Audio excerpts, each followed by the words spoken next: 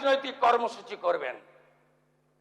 আমাকে 104 বার হাইকোর্টে যেতে হয়েছে, আর প্রাক্তন মুখ্যমন্ত্রীকে 15 দিনের মধ্যে রানী রাসমণি চেয়েছিলেন।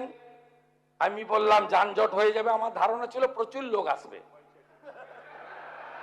তা আমার ধারণা ছিল না 500-600 লোক হবে।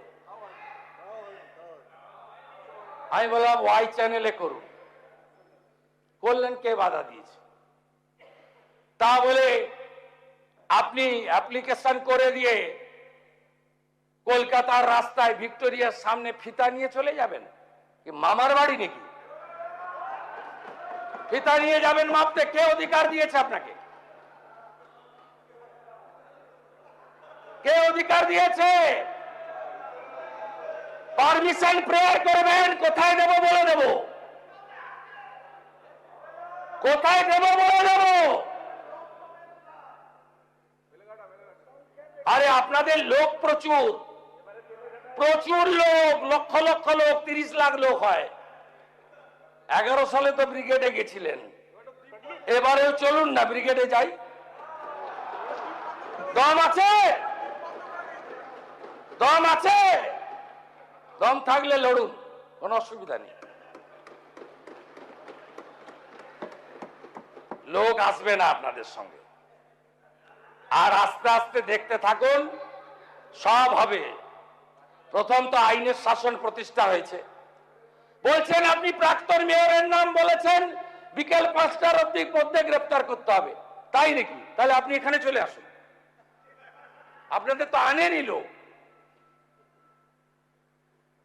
যাকে তোলার তুলেছি। আরেকজন বলছেন কালি তো গেছে, দোয়াত আর পেন যায়নি কেন? আরে পেন যদি ফিরে রাখিব হয়, তাহলে দোয়াতটার নাম মমতা ব্যানার্জি। তাহলে কালির সঙ্গে যদি পেনও যায়, তাহলে দোয়াতকেও যেতে হবে। একসঙ্গে সবাইকে যেতে হবে। কিন্তু এই সরকার প্রমাণ ছাড়া কিছু করবে না। জোগাড় করছি, এভিডেন্স থাকলে কাউকেই ছাড়বো না, নিশ্চিন্ত থাকবে। সবাই ভালো থাকবেন, পাস করিয়ে দেন। ভদ্রলোক যারা আছে তাদের উপরে প্রয়োগ হবে না। সমর বাবু, আপনি আবেদন করুন সবাইকে, এই আইন আপনার জন্য নয়, আপনি প্রণব বাবুর সহযোগী, respected our ex president of India. আমরা কোনো ভদ্রলোকের বিরুদ্ধে প্রয়োগ করব না, কিন্তু সন্দেশখালীর বেতাজ বাদশা, জীবনতলার খুনি, যখন যে দল আসে সেই দলে চলে আসে। এনআইএ তোলার আগে আমাকে 4 বার মেসেজ করেছে, ক্ষমা কি করবেন না? আমি ক্ষমা করার কেউ নই। পুষ্পা বলেছিল ঝুঁকে গানে, অতএব এই একই পরিণতি ওই নয়দার এমএলএটার হবে যদি ভাষা সংযত না করে। ওর একই পরিণতি হবে। ও মমতা ব্যানার্জিকে ডিল করেছে, আমাকে ডিল করেনি, আমাকে ডিল করতে হবে ওকে। এমন রাফুল অ্যাকশন নেব, বুঝতে পারবে আইনের শাসন কাকে বলে। সবাই মিলে পাস করুন গুন্ডা মুক্ত বাংলা।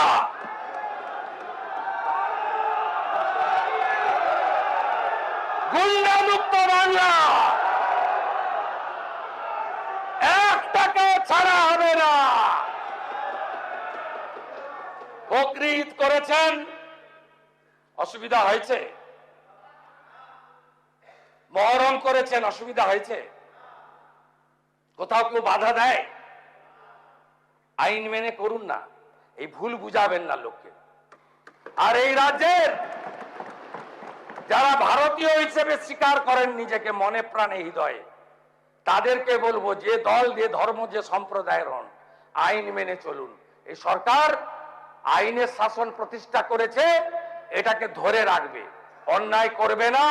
এই আইন কারোর ক্ষেত্রেই রাজনৈতিক প্রতিহিংসা। ফল কি? রেজাল্ট কি?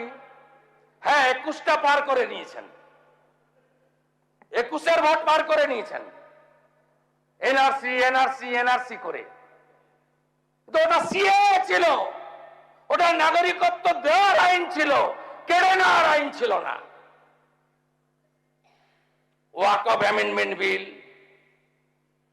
রানী রাসমণি রোডে মিছিল, একজন তো এমপি একজন বললেন যেখানেই প্রার্থনা হবে সেখানেই অধিকার জন্মাবে। ও এখন কোন তৃণমূলে আমি জানি না, অরিজিনাল না ভাঙা, কালীঘাট না অন্য কিছু আমি জানি না। আর আগের মুখ্যমন্ত্রী তো বলেইছিলেন আমি বেঁচে থাকতে থাকতে আমি কার্যকর করব না। আর উনি সংখ্যালঘু বিভাগের সচিবকে দিয়ে বলেছিলেন তাড়াতাড়ি আর মাত্র 7 দিন আছে, উম্মিত পোর্টালে নথিভুক্ত করো, নইলে তোমাদের সব ওয়াকফ সম্পত্তি ব্যাহত হলো। আপনি বলুন সিএ আপনার ওয়াকফ অ্যামেন্ডমেন্ট বিলে যে আগুনগুলো লাগিয়েছিলেন পুরো মাইনরিটি বেল্টে, এর লাভ আপনি বলুন, আপনি বলুন এর লাভ কি? আপনি আপনার আমাদের সরকার আসার সময় নয় তার আগেই উম্মিত পোর্টাল চালু করা, ওয়াকফ প্রপার্টিকে ডিজিটালি নথিভুক্তকরণ করা, পেপার জোগাড় করতে বলা, আন্দোলন যদি করতে হয় দিল্লি গিয়ে করো। আর আমিও বলবো এই আইন যদি না মানতে চান তাহলে ইন্ডি জোটের কোন রাজ্যে গিয়ে বিরোধিতা করুন, আমাদের এখানে বিরোধিতা করবেন না।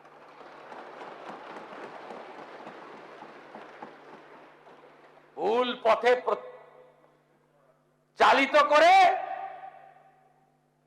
আজকে এই লোকগুলোর পরিবার ঠাকুর বানাতো। প্রথম গেলেন হরগোবিন্দ দাসের ফ্যামিলিতে কমরেড মোহাম্মদ সেলিম, তার সঙ্গে মীনাক্ষী বোন গেলেন, বললেন, শুনলেন, বলে আমাদেরই তো পরিবার, দাঙ্গা ঠেকানোর জন্য প্রাণ দিয়েছি। তারপরে আমাকে আটকে রাখলেন এলওপিকে, পুলিশের হাত দিয়ে 10 লাখ টাকার চেক পাঠালেন। এই পরিবারগুলো দিন মজুরি না করলে খেতে পায় না, প্রধানমন্ত্রী অন্ন সুরক্ষার চাল আর গম না হলে এদের চলে না। এই পরিবারগুলো আত্মসম্মান বোধ আছে।